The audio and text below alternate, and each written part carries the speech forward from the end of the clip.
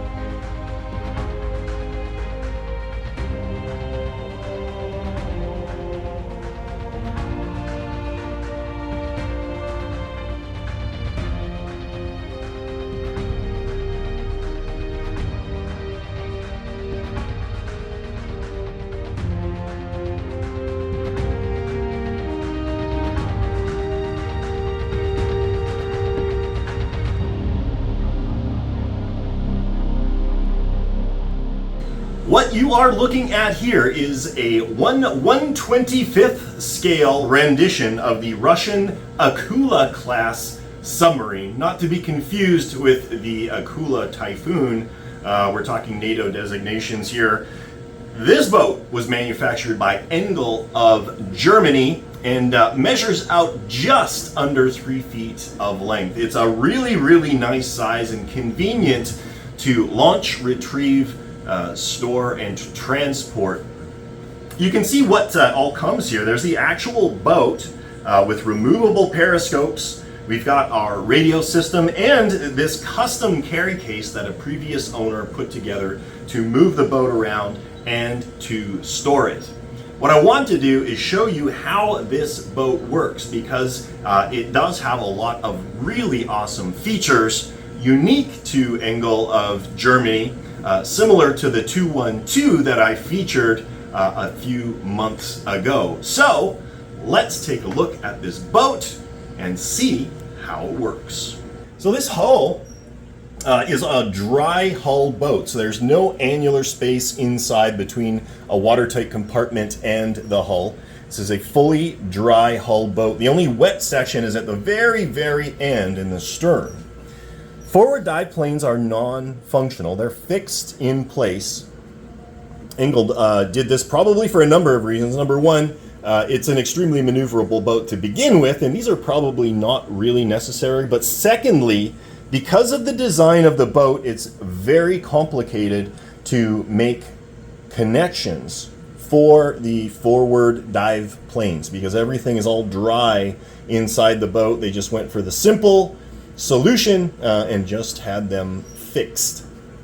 Moving back, you can see some really cool details. There's the raised cleats on the hull there. A lot of really neat hull details that are scribed oversized, which is really nice actually, because from a distance all of these details show up really well. When we start going back here, we can see these removable periscopes. Those just drop in place and are kind of friction fit. And in the center here, where the escape hatch or escape trunk would be, this is actually a removable cover for a Schrader valve, and I'll go into that here momentarily. That's held down magnetically, locks in place that way. Moving in the back, you can see the big towed array dome that this boat is very well known for. Some vent holes in there that allow the water and air to escape this open section. The other thing I want you to note is the size of these control surfaces. They're pretty tiny. With most modern boats, you're going to see pretty limited response to pitch and yaw inputs because of the tiny size of the control surfaces and the fact that they're so far forward from the propeller, you need to be moving very quickly in order for them to really come into play. What a previous owner has done, however, they've added this quasi-clear extension to the lower rudder, which is always in the water, even if you are surfaced. Just helps increase the maneuverability of the boat and increases your enjoyment of it. A little bit of an impact to the scale accuracy of the boat, but that increase in fun factor is absolutely worth it. There are other ways, obviously, to make that a little bit less obtrusive, but for the most part, you're not going to see it anyway. It's under the boat, so it's really not a concern. Now that we've gone through that, let's pop this thing open and I'll show you the guts. So the one drawback to this boat that I can see having this limited amount of time with it is gaining access to the hull. And I'm not sure if it's just this specific boat or it's all of these bayonet style boats from Engel, but I find it somewhat difficult to gain access to the interior because of the tightness of the seal in the back of the boat. The way that you get access, this is a bayonet system, so you twist the back of the boat just like that, and now the bayonet has disconnected, but now you need to pull it out, and I find it exceptionally difficult to do. You really have to wiggle at it to do it.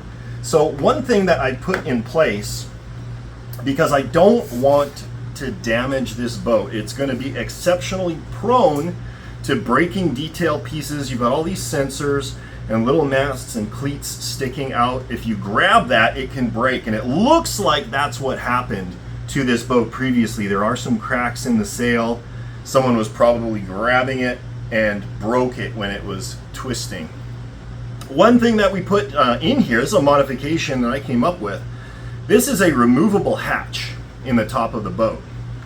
So this just comes off, and what you'll find underneath is a little Schrader valve, a tire valve, that goes into the boat.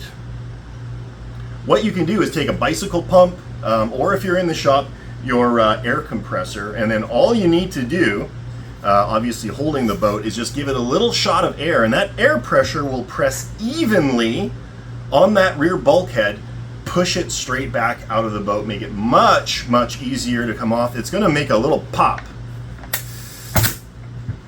And it's as easy as that. No twisting, no bending, no flexing, no braking. It's much, much easier.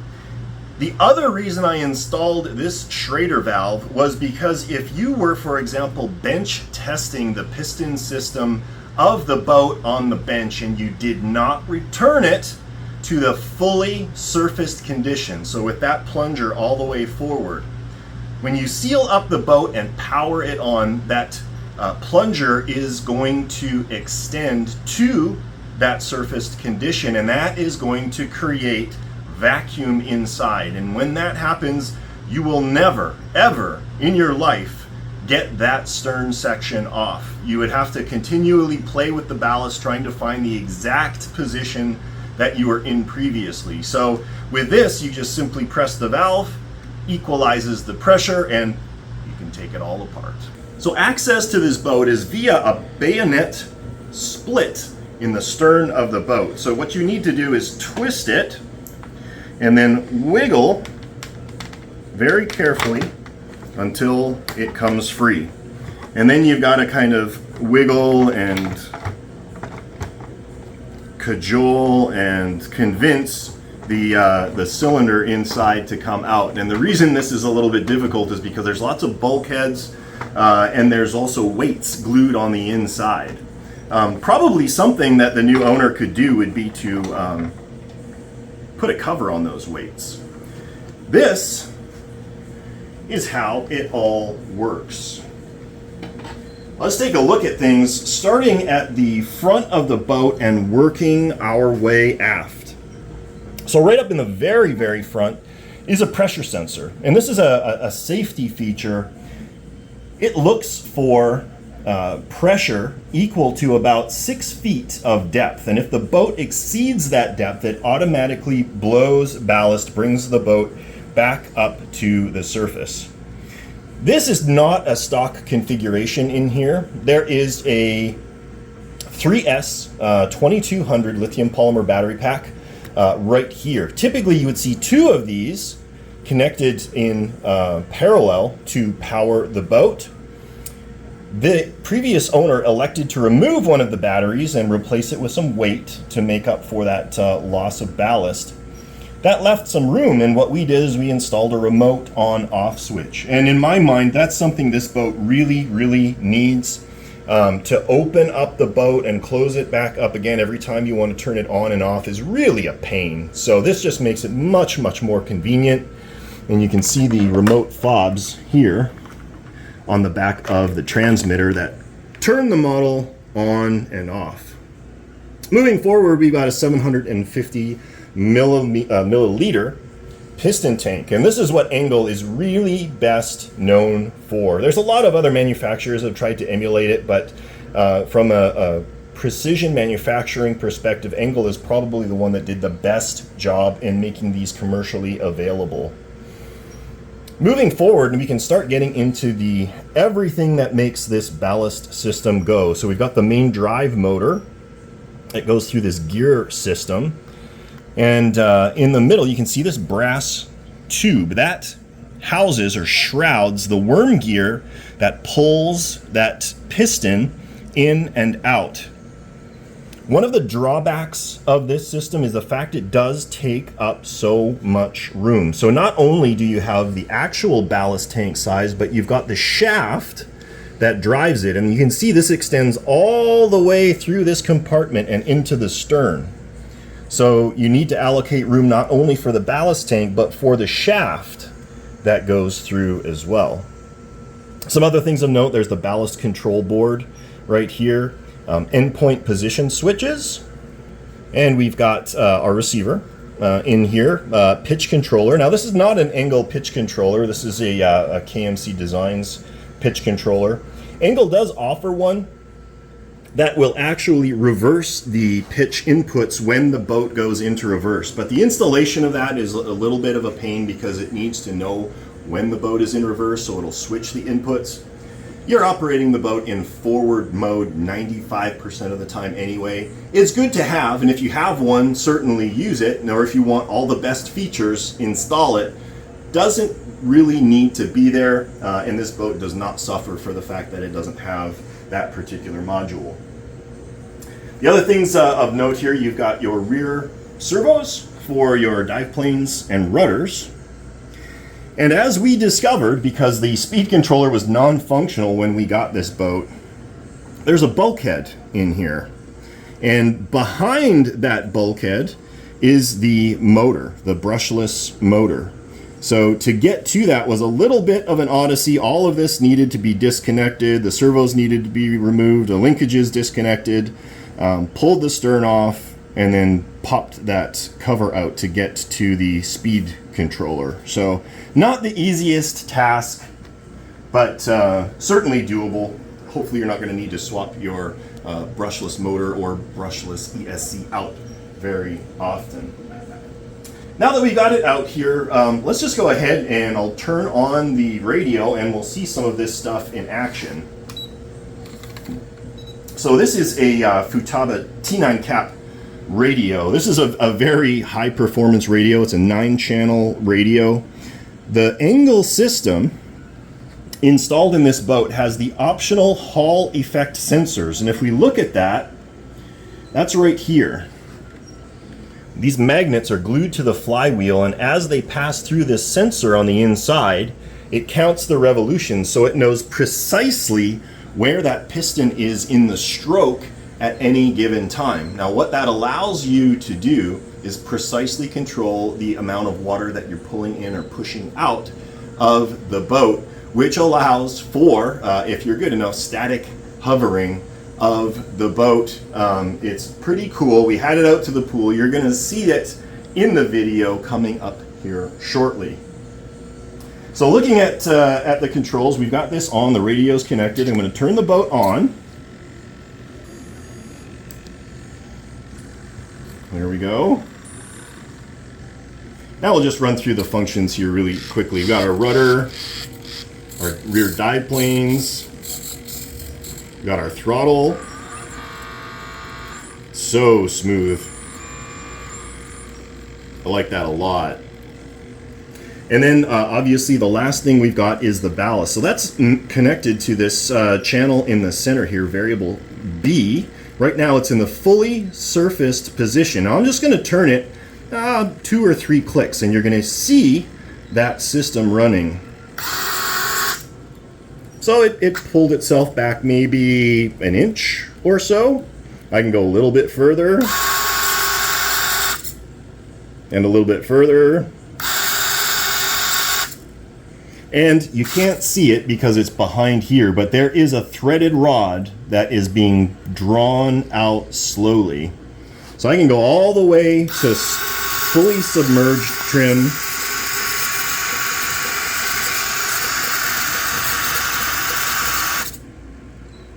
Now the boat is in fully submerged trim. This piston chamber would be completely filled with water at this point.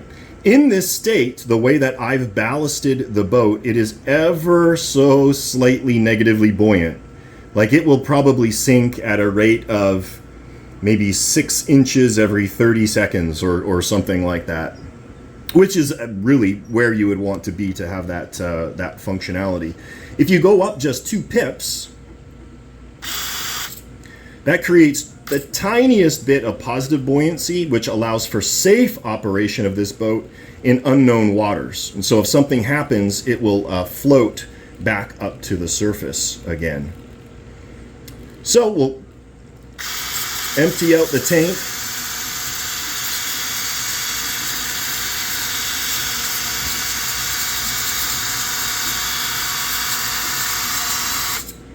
That took about maybe 13 or 14 seconds to cycle, which in the RC sub world for a tank of that size, actually not bad. That sort of timing is pretty darned good.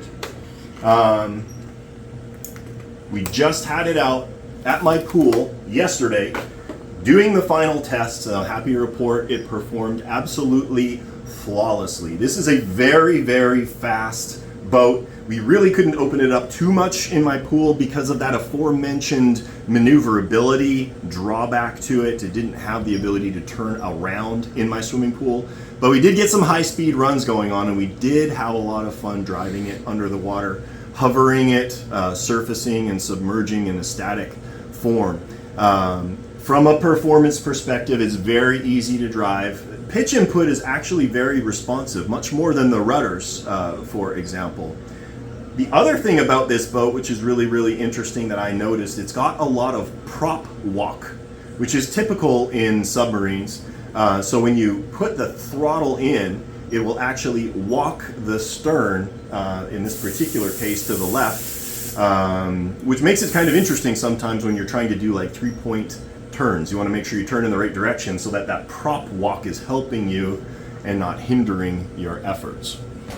All in all, now that everything is up and working, it feels like this is going to be a pretty reliable boat. One of those things you can just throw in the car, bring to the lake, and have a lot of fun with. I love the size, I love the convenience, and the additional functionality of that proportional ballast system is really, really cool. Just like the 212, I think this is a great boat. Now, is it necessarily for the beginner? Perhaps not. There is a lot of electronics and sensors in here. You can bolt things together according to the instructions, but if you do not understand the theory, you're asking for trouble. You need to know why the sensor is there, how the sensor is working, what is going on inside the boat when you make a command. So you can absolutely buy this kit, put it together, it's going to work really well. But make sure you read through everything really well, because you need to understand not only how to play with it, but how to fix it when it breaks. Well, there you go, everyone. I hope you enjoyed this overview of this 1/125th scale Engel of Germany Akula attack submarine. If you like what you saw, please do like and subscribe. It helps us out at the dry docks a lot. If you have something to say, drop a comment below. But if you want a response from me, hit me up by email, bob@nautilusdrydocks.com. I'll be getting back to you a heck of a lot faster than I'll reply to comments. With that, we are going to let you go. Have a great day, and we will catch you next time.